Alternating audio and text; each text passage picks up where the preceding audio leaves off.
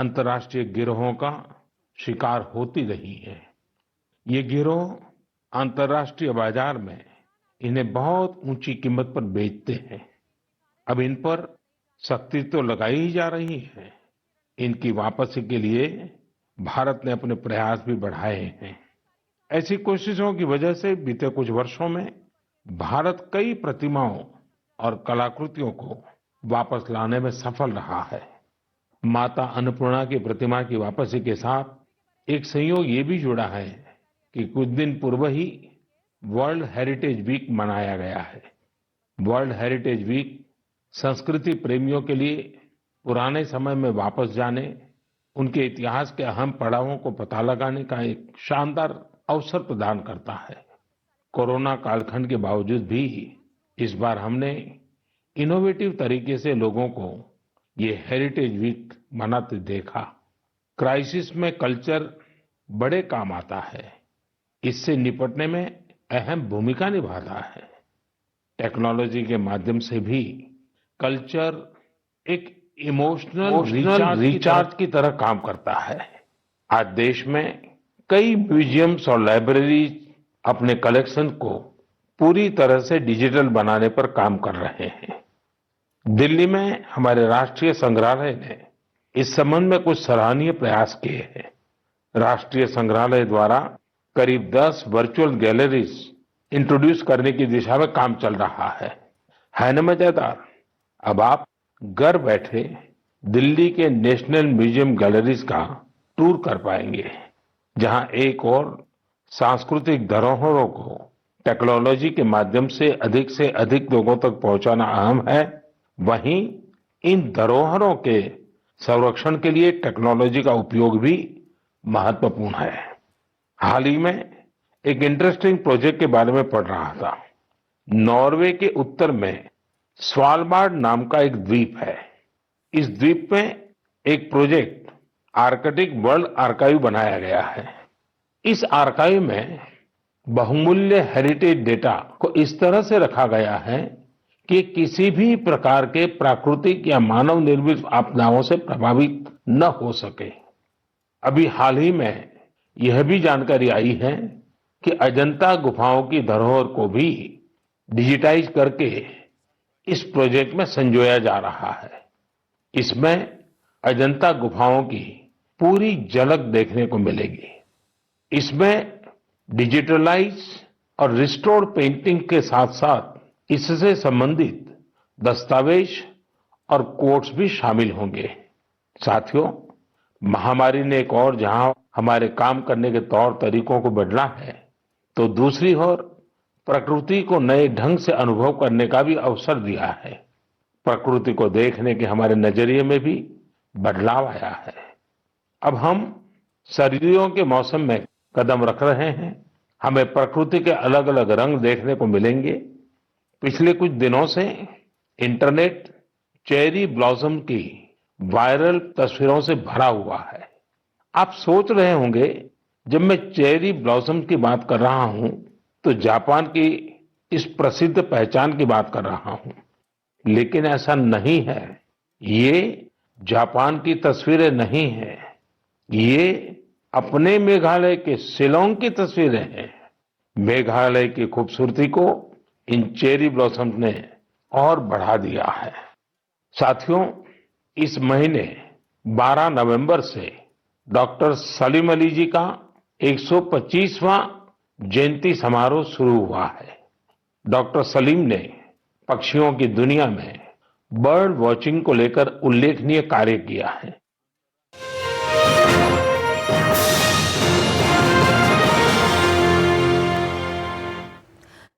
Watching के शौकीन लोगों का प्रशंसक रहा हूं। बहुत धैर्य के साथ वो घंटों तक, सुबह से शाम तक बर्ड वॉचिंग कर सकते हैं, प्रकृति के अनूठे नजारों का लुत्फ उठा सकते हैं और अपने ज्ञान को हम लोगों तक भी पहुंचाते रहते हैं। भारत में भी बहुत सी बर्ड वॉचिंग सोसाइटी सक्रिय है। आप भी जरूर इस विषय के साथ जुड़िए। मेरी भागदौड़ की जिंदगी में मुझे भी पिछले दिनों केवड़िया में पक्षियों के साथ समय बिताने का बहुत ही यादगार अवसर मिला। पक्षियों के साथ बिताया हुआ समय आपको प्रकृति से भी जोड़ेगा और पर्यावरण के लिए भी प्रेरणा देगा। मेरे प्यारे देशवासियों, भारत की संस्कृति और शास्त्र हमेशा से ही पूरी दुनिया के लिए आकर्षण के केंद्र रहे हैं।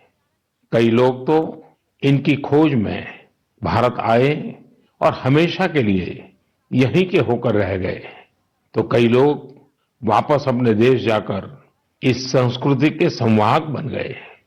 मुझे जोनस मसेट्टी के काम के बारे में जानने का मौका मिला, जिन्हें विश्वनाथ के नाम से भी जाना जाता है। जोनस ब्राजील में लोगों को वेदांत और गीता सिखाते हैं।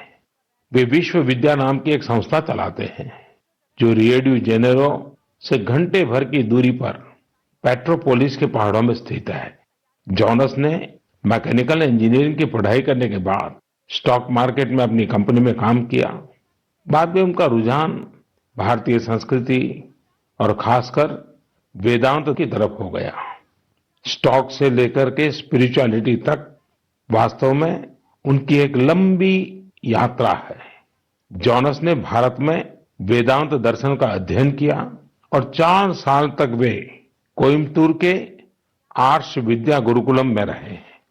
जोनस में एक और खासियत है, वह अपने मैसेज को आगे पहुंचाने के लिए टेक्नोलॉजी का प्रयोग कर रहे हैं।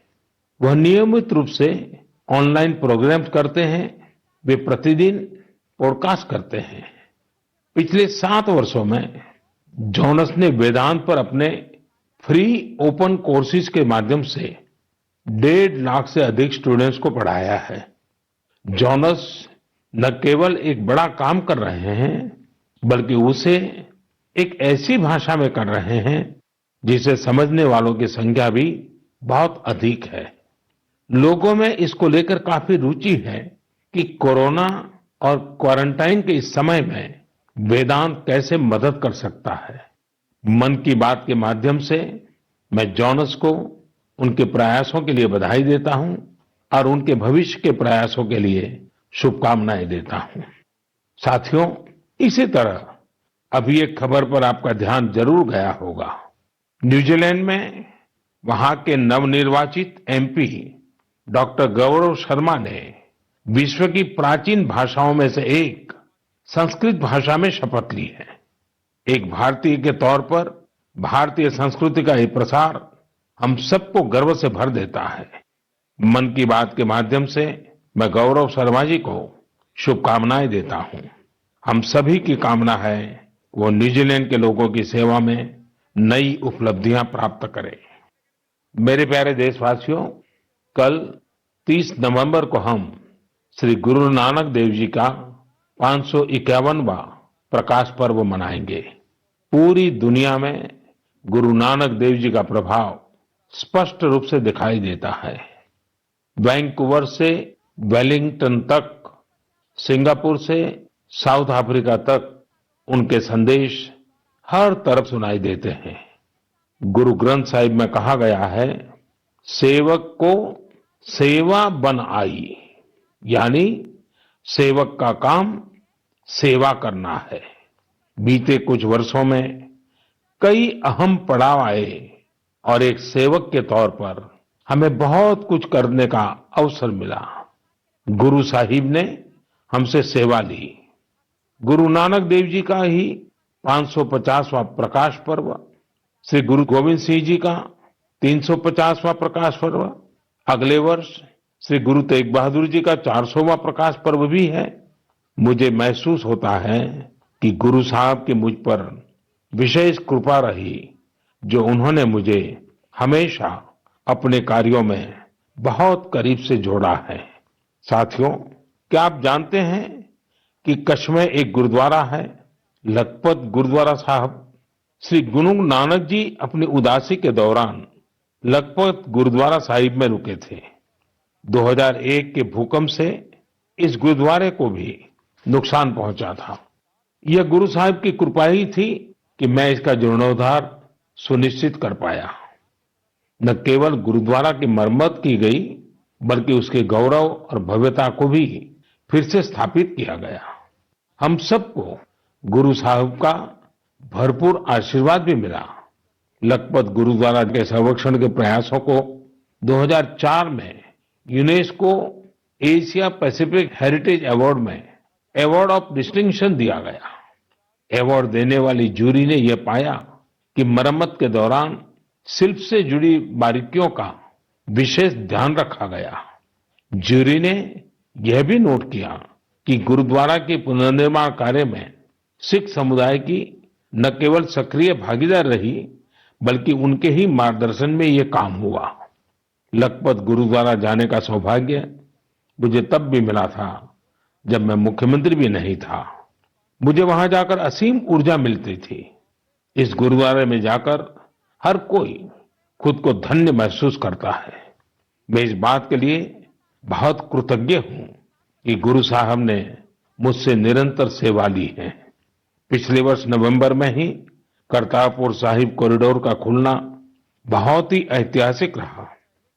इस बात को मैं जीवन भर अपने हृदय में संजोकर रखूंगा।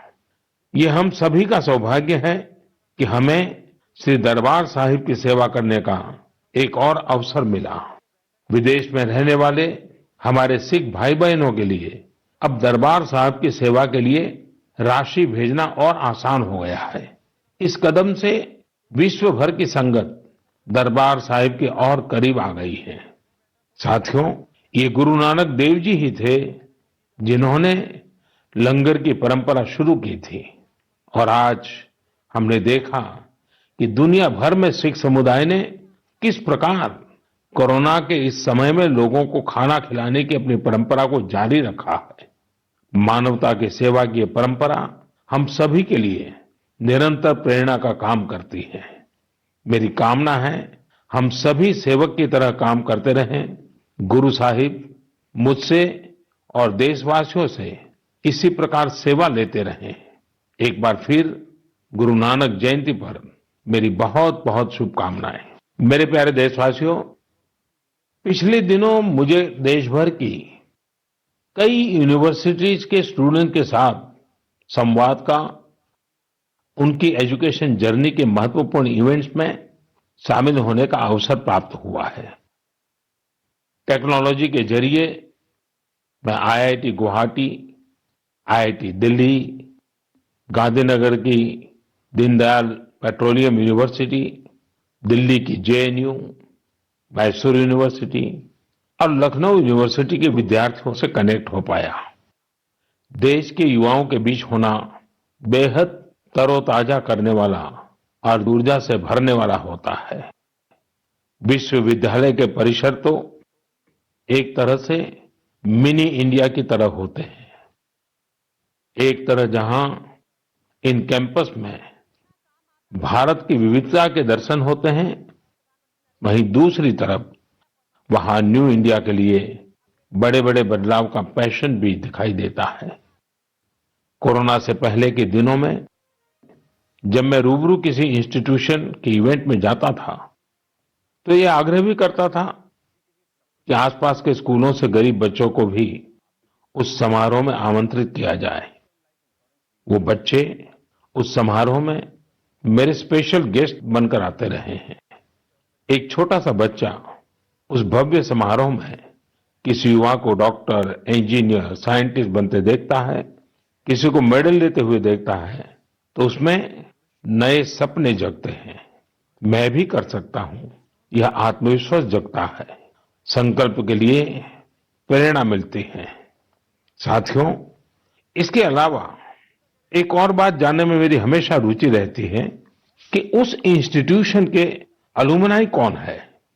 उस संस्थान के अपने अलुमनाई से रेगुलर एंगेजमेंट की व्यवस्था है क्या? उनका अलुमनाई नेटवर्क कितना जीवंत है? मेरे युवा दोस्तों, आप तब तक ही किसी संस्थान के विद्यार्थी होते हैं जब तक आप वहां पढ़ाई करते हैं, लेकिन वहां के एल्यूमनाई आप जीवन भर बने रहते हैं। स्कूल, कॉलेज से निकलने के बाद दो चीजें कभी खत्म नहीं होती हैं।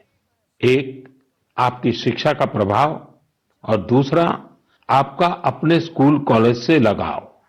जब कभी एल्यूमनाई आपस में बात करते हैं तो स्कूल कॉलेज की उनकी यादों में किताबों और पढ़ाई से ज्यादा कैंपस में बिताया गया समय और दोस्तों के साथ गुजारे गए लम्हे होते हैं। और इन्हीं यादों में से जन्म लेता है एक भाव इंस्टीट्यूशन के लिए कुछ करने का। जहां आपके व्यक्तित्व का विकास हुआ है, वहां के विकास के लिए आप कुछ करें। इससे बड़ी खुशी और क्या हो सकती है। मैंने कुछ ऐसे प्रयासों के बारे में पढ़ा है जहां पूर्व विद्यार्थियों ने अपने पुराने संस्थानों को बढ़ चढ़ करके दिया है।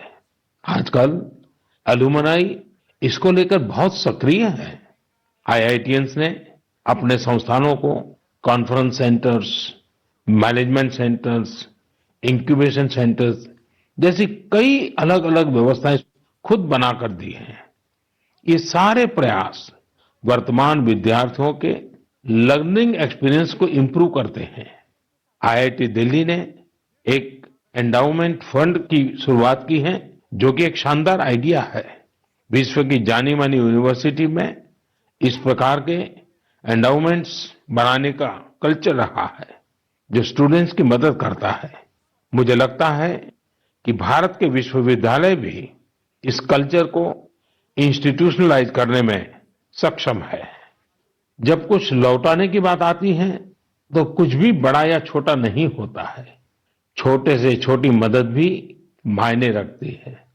हर प्रयास महत्वपूर्ण होता है। अक्सर पूर्व विद्यार्थी अपने संस्थानों के टेक्नोलॉजी अपग्रेडेशन में, बिल्डिंग के निर्माण में, अवार्ड्स और स्कॉलरशिप शुरू करने में, स्किल डेवलपमेंट के प्रोग्राम शुरू करने में बहुत महत्वपूर्ण भूमिका निभाते हैं। कुछ स्कूलों की ओल्ड स्टूडेंट एसोसिएशन ने मेंटरशिप प्रोग्राम शुरू किए हैं। इसमें वे अलग अलग बैच के विद्यार्थियों को गाइड करते हैं, साथ ही एजुकेशन प्रोस्पेक्ट पर चर्चा करते हैं। कई स्कूलों में, खासतौर से बोर्डिंग स्कूलों की एल्यूमनाई एसोसिएशन बहुत स्ट्रांग है, जो स्पोर्ट्स टूर्नामेंट और कम्युनिटी सर्विस जैसी गतिविधियों का आयोजन करते रहते हैं। मैं पूर्व विद्यार्थियों से आग्रह करना चाहूंगा कि उन्होंने जिन संस्था में पढ़ाई की है, वहां से अपनी बॉन्डिंग को और अधिक मजबूत करते रहें। चाहे वह स्कूल हो, कॉलेज हो या यूनिवर्सिटी। मेरा संस्थानों से भी आग्रह है कि एल्यूमनाई एंगेजमेंट के नए और इनोवेटिव तरीकों पर काम करें, क्रिएटिव प्लेटफॉर्म्स डेवलप करें, ताकि एल्यूमनाई की सक्रिय भागीदारी हो सके। बड़े कॉलेज और यूनिवर्सिटीज ही नहीं, हमारे गांवों के स्कूल्स का भी strong, vibrant, active alumni network हो। मेरे प्यारे देशवासियों, 5 दिसंबर को श्री अरविंदो की पुण्यतिथि है। श्री अरविंदो को हम जितना पढ़ते हैं, उतनी ही गहराई हमें मिलती जाती है। मेरे युवा साथी श्री अरविंदो को जितना जानेंगे, उतना ही अपने आप को जानेंगे, खुद को समृद्ध करेंगे। जीवन की जिस भाव अवस्था में आप हैं, जिन संकल्पों को सिद्ध करने के लिए आप प्रयासरत हैं, उनके बीच आप हमेशा से ही श्री अरविंदो को एक नई प्रेरणा देते पाएंगे, एक नया रास्ता दिखाते हुए पाएंगे। जैसे आज जब हम लोकल के लिए वोकल इस अभियान के साथ आगे बढ़ रहे हैं, तो श्री अरबिंदो का स्वदेशी का दर्शन हमें राह दिखाता है। बांग्ला में एक बड़ी ही प्रभावी कविता है, छोईशुतो पॉयमोंतो आसे तुंग होते, दिसलाई काठी ताऊ आसे पोते, प्रोदीप्ति जालिते खेते छूते जेते, किछुते लोग नौ शादीन। यानी हमारे यहां सुई और दिया सलाई तक विलायती जहाज से आते हैं। खाने, पीने, सोने, किसी भी बात में लोग स्वतंत्र नहीं है। वो कहते भी थे, स्वदेशी का अर्थ है कि हम अपने भारतीय कामगारों, कारीगरों की बनाई हुई चीजों को प्राथमिकता दें। ऐसा भी नहीं कि श्री अरबिंदो ने विदेशों से कुछ सीखने का भी कभी विरोध किया हो। जहां जो नया है, वहां से हम सीखें। जो हमारे देश में अच्छा हो सकता है, उसका हम सहयोग और प्रोत्साहन करें।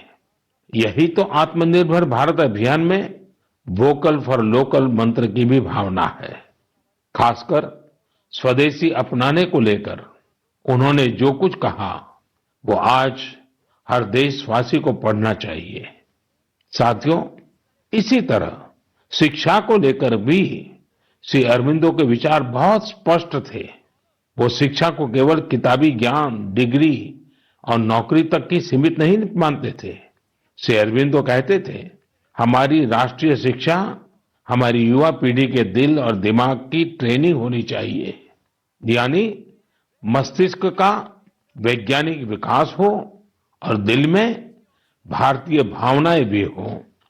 तभी एक युवा देश का और बेहतर नागरिक बन पाता है। श्री अरबिंदो ने राष्ट्रीय शिक्षा को लेकर जो बात तब कही थी, जो अपेक्षा की थी, आज देश उसे नई राष्ट्रीय शिक्षा नीति के जरिए पूरा कर रहा है।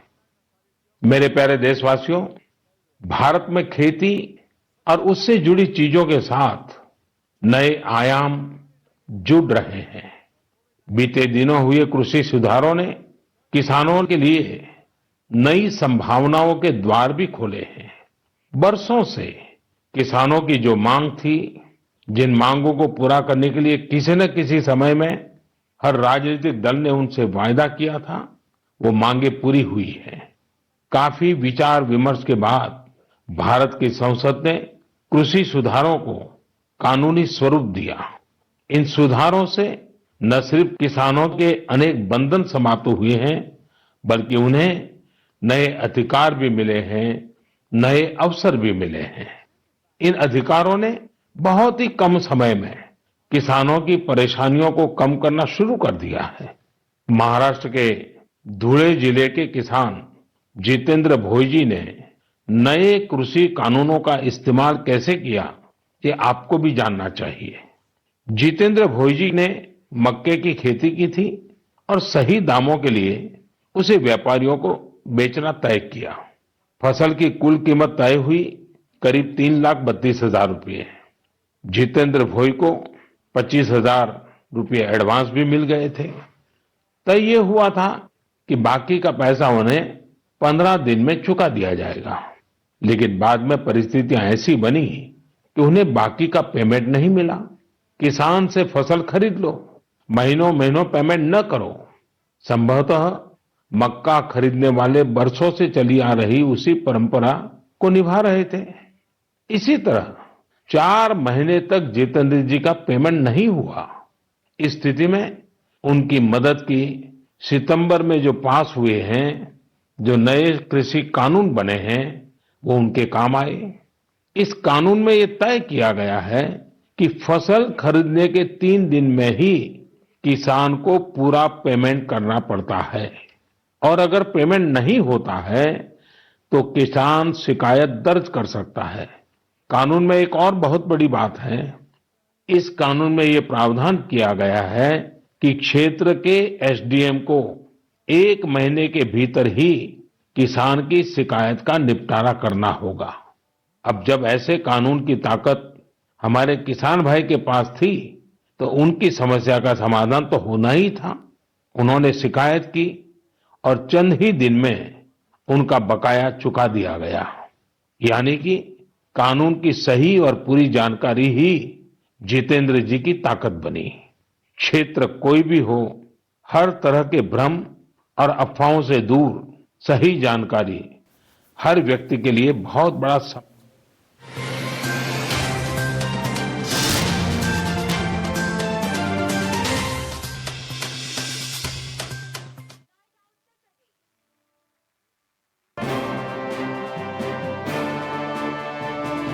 कृषि उपज बढ़ाने एवं पर्यावरण के अनुकूल वातावरण के लिए माननीय मुख्यमंत्री योगी आदित्यनाथ जी के नेतृत्व में उत्तर प्रदेश सरकार पराली प्रबंधन में महत्वपूर्ण कार्य कर रही है।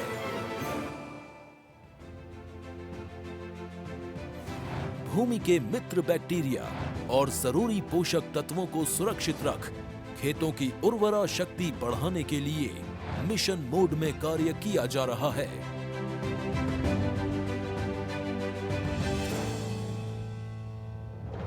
पराली प्रबंधन के लिए कई अभिनव प्रयोग किए जा रहे हैं। डीकंपोजर खेतों में डालकर किसानों को लाभ हो रहा है।